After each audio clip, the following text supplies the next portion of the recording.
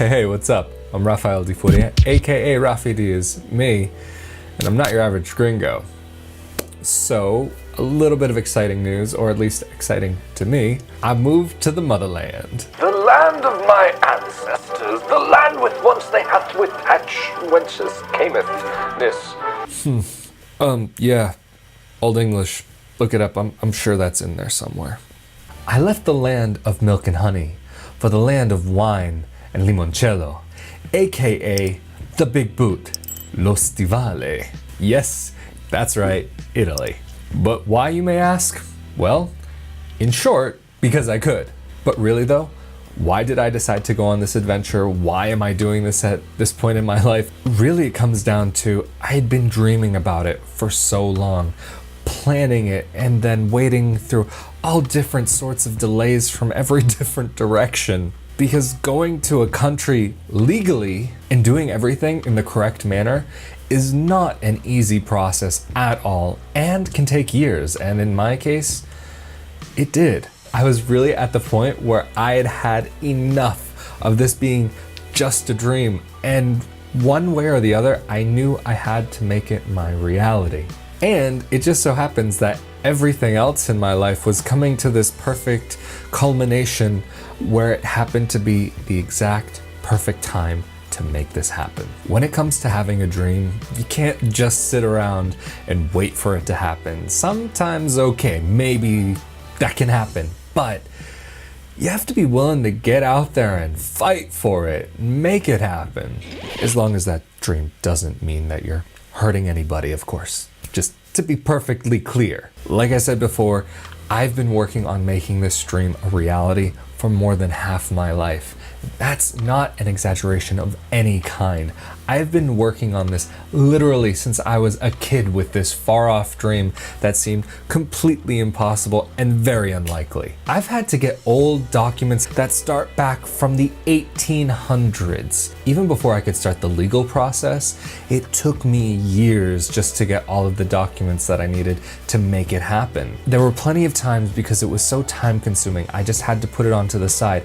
But I always came back to it and I always made sure that I had to make some progress because I knew at some point in my life I was gonna end up here and make a life for myself in Italy. I was brought up with this love and pride and desire for this motherland that I had never known. And even though I didn't fully understand it, it was always something a part of me and how I felt. I hope that makes sense because it's a little bit of a strange idea, but if you grew up that way, you'll know exactly what I'm talking about. It was always in the back of my mind that I wanted to live in Italy, and until somewhat recently, that was only a far-off dream. I was finally able to start going through the claiming process called Iure Sanguinis. The actual claiming process wasn't that difficult, it's just getting the documents is what took forever. There's a chance at some point I may make another video talking about how I made that claim just in case anybody's interested, because I know that's something I was doing when I made my claim, was seeing what other videos were out there. When I made my claim, there weren't that many videos available, but now there are more and more coming out. So if you do a quick Google search or YouTube search for Iure Sanguinis, you'll find a lot more information than I ever found because there is so much more now than there used to be. But as of not too long ago, I can now say that I am officially a card-carrying Italian, fully registered and living in the motherland. After living in Israel for a while, I got to the point where I knew that it really wasn't the place for me, and this thing in the back of my head, this bug in my bonnet, to this desire that I always had to come to Italy, I knew I had to make it a reality. This needed to happen one way or the other. I'm a very strong and firm believer that if you have a dream, you can accomplish it. But if you don't have a dream, it can't come true. So going back a little bit in time, I went to the consulate in Jerusalem. I made my claim. Waited, because that's all you can do. I checked in with the consulate a couple times, but no update. So about a year later, it was a Thursday morning and I had been up editing all night because of a client that needed a rushed delivery. And so I drove myself crazy, staying up all night to make sure I could get this video done. So at about maybe 10 o'clock or so in the morning, I finally decided it was time to go to sleep. And usually before going to sleep, I put my phone on silent or completely turn it off so that the vibration doesn't even wake me up. But for some reason, I just had this gut feeling to not do it. The funny thing was that I wasn't even thinking about this whole Italian thing. So I just plugged my phone in and went to sleep. I was probably asleep for about a half hour and then I heard my phone ring. I was like, no, I totally should have turned my phone off. Why did I think that? I've been up so long. I'm thinking crazy now. But then I was like, you know, I should just check the phone.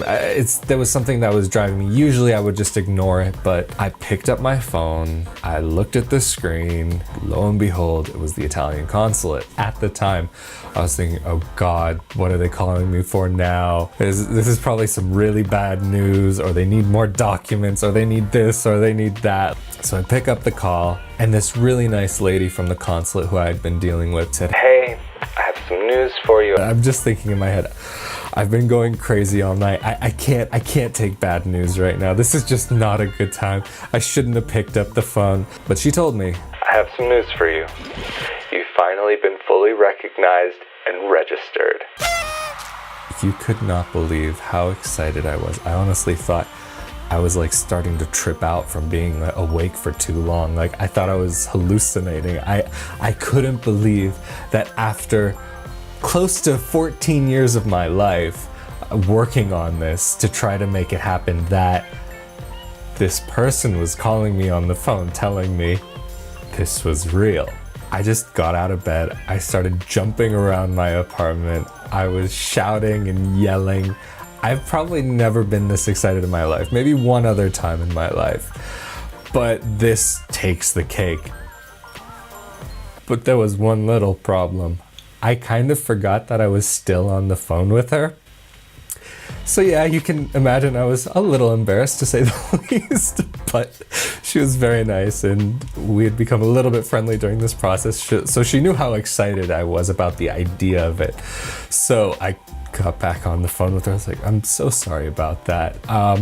She's like, don't worry, I totally understand. Then she said to me, you can come in whenever you would like, whenever we're open to the public, and you can make the request for your passport. I was so ecstatic that even though I had already been up for more than 24 hours, I couldn't fall back to sleep just because of how exciting this news was. I told my family and everybody was jumping and screaming and yelling just because they knew how long I'd been working on this, and even I was helping some of them with their processes. So the next day just so happened to be the next time that they were open. There are certain things though, as an American, I pride myself in and hold dearly. One of which being not overexerting yourself. But that day I ran my butt over to that consulate just to make sure that I was there and I would be one of the first people in line, just so that I could make sure I could get this finally over with. I've never run that fast in my life. I got there, I paid the money for the passport. It wasn't cheap, but totally worth it. Completely worth it. And then a week later, I had the passport in my hand and I was basically ready to pack up and go. I know this sounds like some hippy dippy bullcrap, but sometimes you just have to work to make your dream a reality. I'm not going to be the person that's going to tell you it'll always work out, but isn't it better to know than not to know and always wonder? I needed a new adventure, and to finally scratch that itch, I was ready to see if I could finally live in Italy and make it work. But really, I guess to sum it all up is whatever your dream is, as long as it doesn't hurt anybody, it doesn't matter if it's living in some place or traveling someplace, as long as you have a dream, you have something that can come true. If you have a dream, go for it. Dream your dream. If you don't have a dream, it can't come true. Don't let anybody tell you what your dream should be and how you should go about your life, because if there is something you know that you can accomplish, do it. But dream your dream because it's yours. and make it come true. But anyway, that's it for this time. As always, this is an open conversation, so feel free to leave a message down below on YouTube, or if you prefer, feel free to send me a private message on my Facebook page. Link for that down in the more info section below. And really, don't forget, dream your dream. I'm Rafael Di Furia, aka Rafi D is me, and I'm not your average gringo. And I'll see y'all next time. Later. Just want to say a quick thanks for subscribing and watching my latest video. If you want to see more content like this, you can check out my last video right over here. Grounded. But not only is it important to know about the voltage of where you're going, but the plug type. So you can buy something cheap like this from eBay for a couple bucks, or even you can get a pack